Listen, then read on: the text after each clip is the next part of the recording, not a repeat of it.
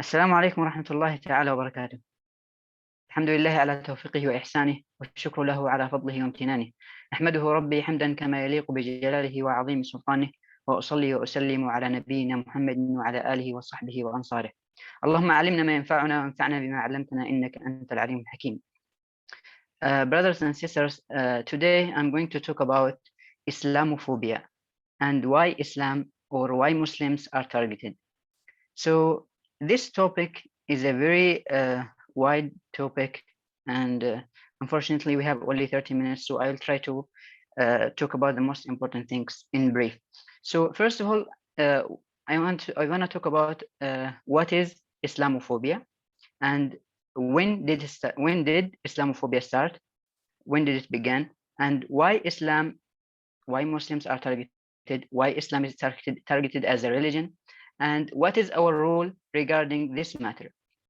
So first of all, what is Islamophobia?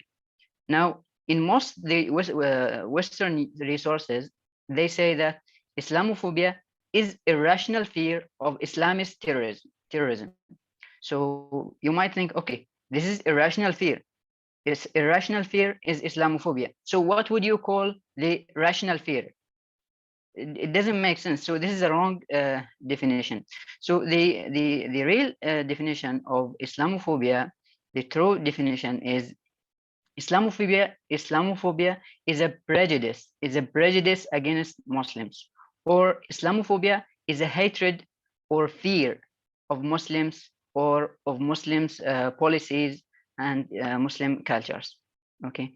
So because it's really a prejudice and a hatred against Muslims all around the world. And when did it begin? Now, this is very interesting because most of the people think that Islamophobia has started after 1911, but this is not the case.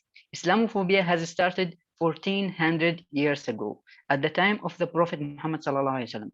The Prophet Muhammad sallallahu alaihi wasallam, he was known and he was famous for being honorable, being actually Qurayshi, the Kafirs, the Mushrikeen, they used to call him As-Sadiq al-Amin, and the meaning of that is the truthful and the trustful.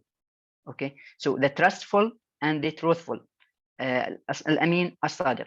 So they used to call him this because they known him for ages. They've known him for ages, so they call him this. But when he started announcing that he's a messenger of Allah and started preaching for the new religion, now they started to demonize him. They demonized him. They said he was a kahin, he was astrologist, he was a magician, he was a poet, and I mean they started to demonize him that nobody would believe him and nobody would care to hear whatever he's saying. And in fact, I'd like to look at those accusations as compliment. Why?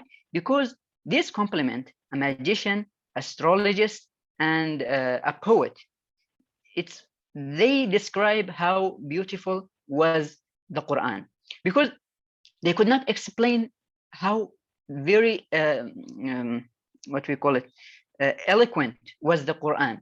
The Quran was so much eloquent that they could never imagine how's this even possible. So they said he's a poet because poets were so eloquent, and he has come with articulated text, which is Quran. So this is eloquent.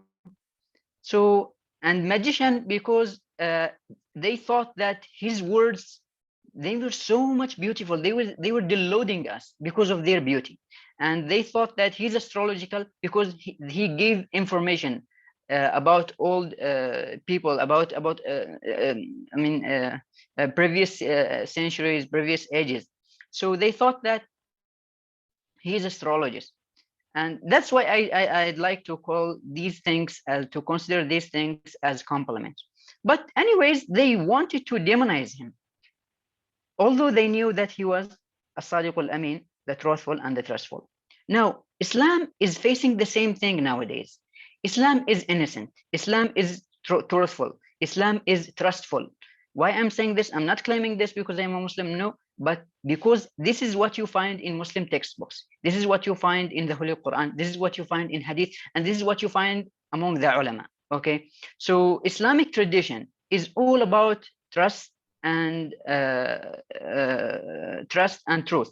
Okay, so it's the same thing, the same problem that the Prophet Muhammad SAW has faced in the past, the same thing we are facing, Islam is facing nowadays. Now, because this analogy, the condition is the Prophet has suffered from the same thing that we are suffering nowadays. So we have to study what's happening here and how it's reflected on the past. So the Prophet ﷺ, why did the mushrikeen go against him? Why did they demonize him? Why did they go against him? Because the Prophet ﷺ, he came for the poor people. He came for to destroy the unjust. He came to destroy the ignorance. Okay, and those people, they were masters of the ages. Those people, they were the wealthiest people. They were the most powerful people. But Islam has come with equality. Islam will destroy their agendas. That's why they started to fight the Prophet Muhammad SAW, and they tried to demonize him. So the same thing nowadays. Islam is the religion of Allah, and Islam is a religion for poor. It's a mercy to the poor, to the maximum people of the world, the majority people of the world. That's why Allah subhanahu wa ta'ala said, وَمَا أَرْسَلْنَاكَ إِلَّا رَحْمَةً لِلْعَالَمِينَ. We have sent you for nothing but a mercy. You are nothing but a mercy to the entire human beings. Okay, so these people nowadays, the great powers in the world, great countries, 5 great countries, and all the people who are ruling the world, they think that Islam, they are afraid of Islam. In fact, they are scared of Islam. Okay, they are scared of Islam. Although if you look at the Muslims today, it's a pathetic. Our condition, our status is really pathetic. But why do they take us seriously? They take us seriously because they know that Islam is a threat to their power, to their wealth, to everything they have. Okay, so they studied history. They know they studied history. They dissect us. They analyze us as Muslims. They know how revolutions started in the past. If you look at Umar al-Mukhtar or Abdul Qadir al-Jazairi or any Muslim revolutionists that have gone against the invaders. If you look at the past also, they study Salahuddin Ayyubi, the character of Salahuddin Ayyubi. They study the character of Umar ibn al-Khattab. All these people, the great Islamic people. Okay, how did they do? What did they do to the entire world? So these people, they study us, they study the history, they know that we can do something. They know that Islam is a real threat against their agendas. So they start to spread these stereotypes, Islamophobia, propaganda, all these things, just to ensure that nobody will compete with them on the power, on media, on whatever they think they have. So so I explained when did it begin, and why Islam is threatened. Why Islam is threatened is because all of these things that I just mentioned. And so what is our role as Muslims? What is our role regarding this matter? Now, imagine you are the only doctor in town.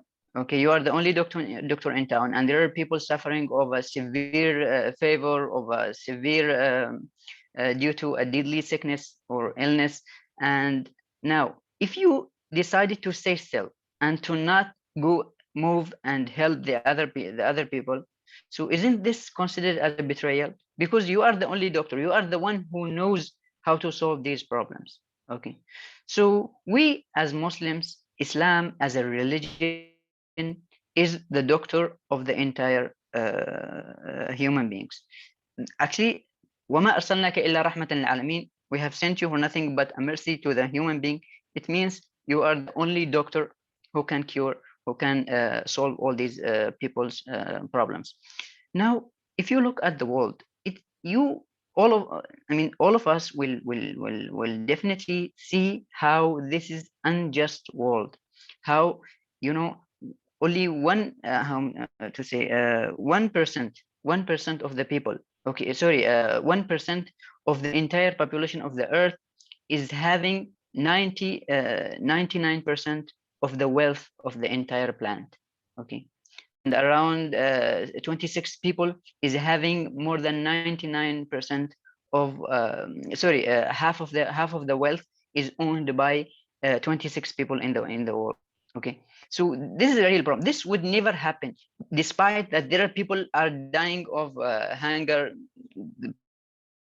poverty, cold, famine. I mean, all these things are happening in the world, but at the same time, see how the wealth um distribution between people.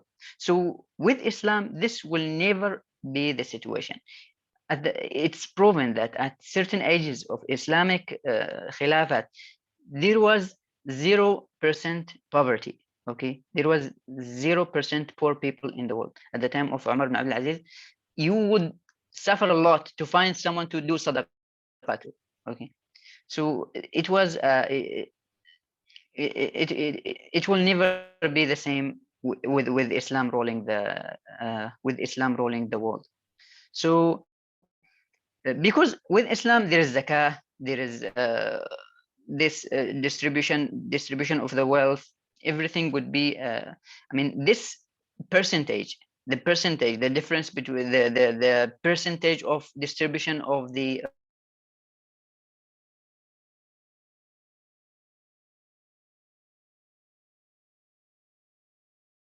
wealth in the entire is a mercy. Islam is a blessings.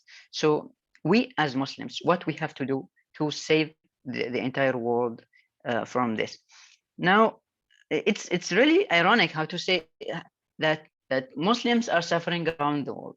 If you go to any place in the entire earth, you will see Muslims suffering. Either if you look at Palestinian people, or to go to China and find the minority Muslims, or any other part of the world, Muslims are suffering. But at the same time, even in the Western world, you go to France and you see how Muslim women, because of their hijabs, how they are dealt with. And also, despite all these sufferings of the Muslim people around the world, Muslims are attacked. Uh, um, I mean, Islamophobia. They are attacked of being terrorists. So this is really not fair. So what we have to do as Muslims, we have to look at ourselves as we are really doctors, because the the people around the world, not only the world leaders or the big countries, great countries, it's not. I mean, the people, the majority of the people, they are suffering. Not only Muslims but also non-Muslims. So we as Muslims, we consider ourselves as the solution for the humanity. So what we should do, we should behave as Muslims. Now, if you look at the Muslim youth, it's really shameful that these people. 1 minute, let me see how much time I've got. Okay. So if you look at the world, the people are suffering, and we as and our Muslim world is suffering. The Muslim youth, they're in the, so as far as I'm concerned, I think that the biggest problem against Muslims is the psychological defeat by the Western culture. So the Western world has succeeded in achieving that Muslims are they are back, how to say, back in the time, the Muslims, they are not as modern as the Western world. So they have made us that they are our masters.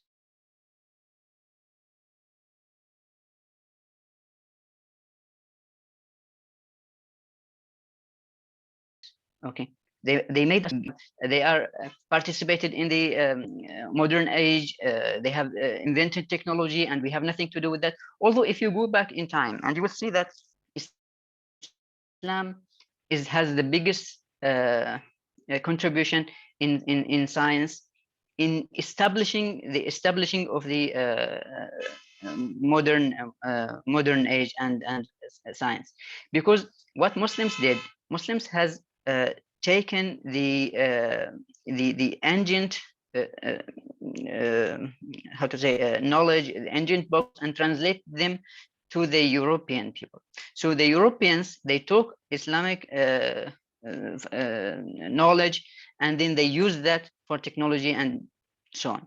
So the point is, we as Muslims, we should consider ourselves as we are the solution to this problem, and we should go back to ruling the world in the just way, in the to be the mercy to the entire humanity. So what exactly everybody should do? Everybody, if you look at the time of the Prophet ﷺ, every Sahabi was considered as one nation. The Prophet ﷺ, when he wanted to invite one nation or one qawm to Islam, he used to send one person, one Sahabi, and this one Sahabi, he will go and as a perfect human, as a perfect, and by perfect I mean normal perfect, not prophet perfect, but because he would do everything, he would succeed to come back with the entire people, with one nation after him. So that's why only few people, few Sahaba, they breached to the entire world, and they made the Islam spread so fast. So and one of the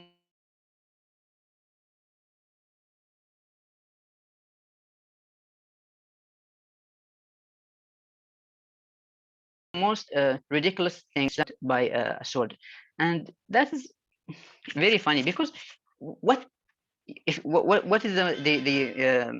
the biggest country in terms of the number of people, of Muslims?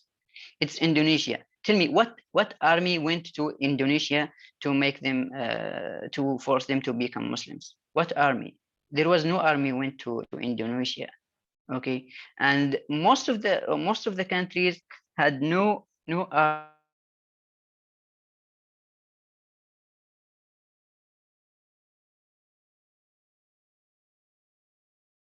army went to. So what we as Muslims, we should consider ourselves as a solution. So what we should do, we should take the knowledge, we should learn Islamic tradition, and by Islamic tradition, I mean learn the language, learn the Islamic knowledge, fiqh, hadith, and all these things, so that you will be a good practicing Muslim. Now, if you look at most of the Muslims nowadays, I mean, how can you have a Muslim who doesn't know how to recite Quran correctly? Okay, Quran is a book sent from Allah. It's the words of Allah. How we just don't care so much. We don't bother so much to memorize Quran, or to study Quran, or to learn Quran, or to at least to recite Quran in the correct way, in the perfect way. So this is very important. Second thing is, we should learn Arabic language. And again, I cannot imagine how a Muslim does not do any procedure toward learning Arabic language, because you can be a Muslim without Arabic. That's okay. You can be a Muslim without Arabic, but you cannot learn Islamic tradition without Arabic language, because most of the things that you need to differentiate, or to the technical things in difference, opinions, tafsir, all these things, it depends on Quran. It depends on Arabic language, and it depends on the differences between in the grammatical context. So learning Arabic is very critical to learn the Islamic tradition. And by learning Islamic tradition, you would be having the awareness. So this is the point of this lecture, to have the awareness about Islamophobia, what they are doing against us, and how should we respond to that. So this is very important. Then to learn Arabic, to learn Quran, to study Quran, and to study Aqidah, so that you will have immunity. You will have immunity in your faith. Okay, so that you will not find, like, nowadays how atheism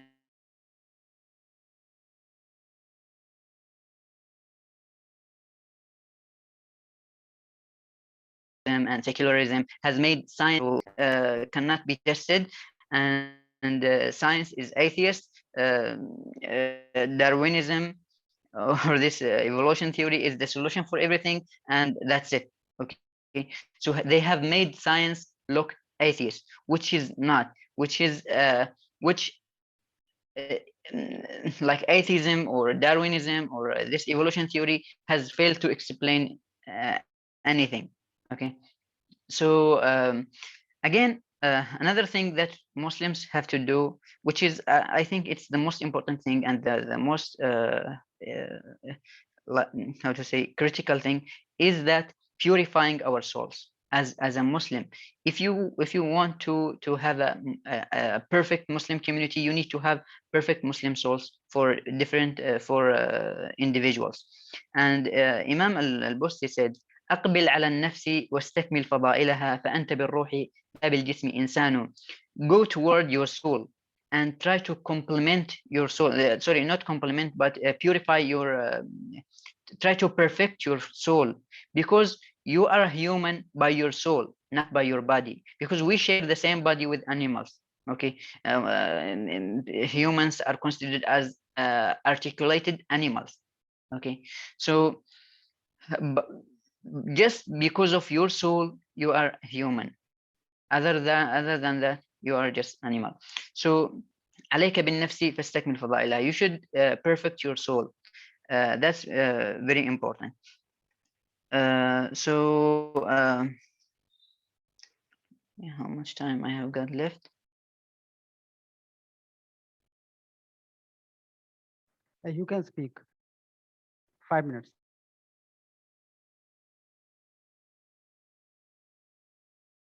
Oh, brother Ashif, okay. 5 minutes. Okay. So one thing I just want to talk about is the stereotypes about Muslims. So they say that Islam is against women. Islam is this. Uh, Now, if you look at what Islam has done towards women, and what the Western world has done towards women, if you look at the pornographic industrials, how do they degrade the women? And that is not the case that women are dignified. I mean, Islam has dignified women more than any other religion in the world. And they just there is one this feminist. Okay, why? There's always a question: why most of the feminists are males?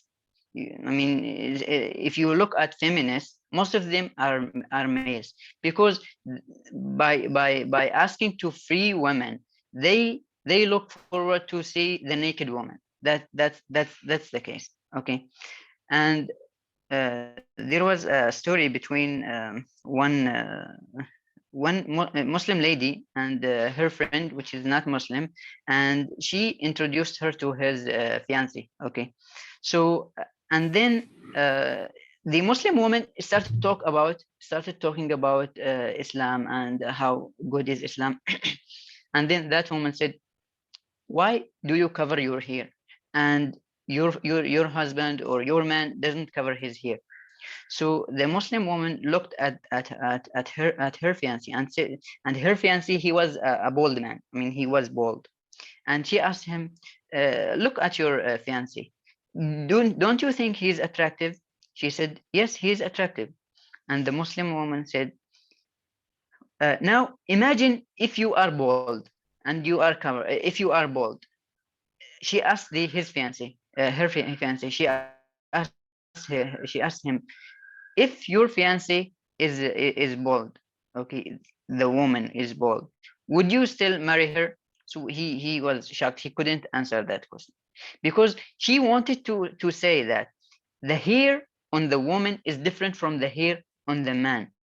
So it's not fair to come and see either the men should cover their heads or women should remove their hijabs. Okay, so it's really not fair to because Muslims look at women as a piece of art.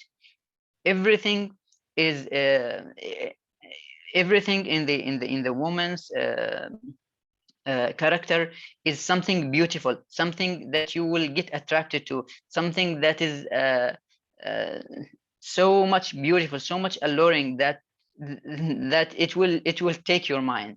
So in this way we are evaluating women, we are considering women as something to protect. Okay, so this is the case. But another stereotypes about Islam is that Islam was talked about Islam was spread by sword, and Islam was Muhammad Sallallahu Alaihi Wasallam. And if you look, one of the most interesting things, if you look at the time of the Prophet Sallallahu Alaihi Wasallam, how many people died during the lifetime of the Prophet Muhammad Sallallahu Alaihi Wasallam? If you, I mean, according to historians, uh, there was 1,000 maximum 1,000 people died at the life of the Prophet ﷺ. I think 250 Muslims and 750 non-Muslims. So only these 1,000 people died during the lifetime of the Prophet Muhammad ﷺ. If you look at the last century, just last century, we are considered ourselves in the 19th century, very modern world. How many people have died in the last century? It's really mind-blowing. More than 100 million people died in the last century, and World War One it was, and World War Two it was about communism, and it was about fascism. It was not about religion. It was considered as secular wars or atheist wars. So the bloodiest century in the entire history is the last century, not our century, not the Prophet ﷺ century. So Islam was not spread by sword, and Islam has dignified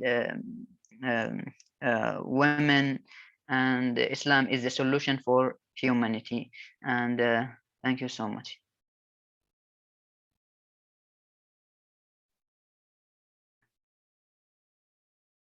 तो माशाल्लाह हमजा भाई ने हमको आज Islamophobia इस topic पर बहुत अच्छी तरीके से गाइडेंस किया।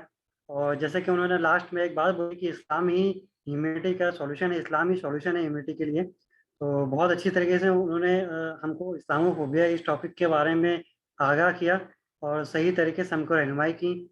मैं उम्मीद करता हूँ कि आप सब लोगों को सेशन बहुत अच्छी तरीके से पसंद आया होगा, और आप लोग हमें कमेंट में मेंशन कर सकते हैं कि आगे हम कौन से टॉपिक पर सेशन लें और कौन से टॉपिक पर आप सेशन चाहते हैं। और जैसे कि ये वीडियो हमारा काफ़ी दिनों के बाद आ रहा है, तो इसके लिए हम माजरत चाहते हैं, क्योंकि कुछ मशगूलियत की वजह से और कुछ रीज़न की वजह से हम वीडियो पर, लेकिन इंशाल्लाह अब उम्मीद है कि आगे हम वीकली इस वीडियो सेशन को कंटिन्यू रखेंगे और आपके सामने नए नए टॉपिक के साथ हाजिर होते रहेंगे और आप लोगों की रहनुमाई करते रहेंगे, ताकि आप लोग आज के जो दौर चल रहा है उस दौर में किस तरह से चीज़ें हो रही है, किस तरह से हमको कौन कौन सी चीज़ें करनी चाहिए, कौन कौन सी चीज़ें नहीं करनी चाहिए, तो उसके बारे में हमको गाइड कर सकें। तो उम्मीद करता हूँ आप लोगों को सेशन पसंद आया होगा। तो आप लोग हमारे साथ जुड़े रहिए और और हमारी इस वीडियो को लाइक कीजिए, शेयर कीजिए और हमारे चैनल को सब्सक्राइब कीजिए। जज़ाकल्लाहु खैरल जज़ा।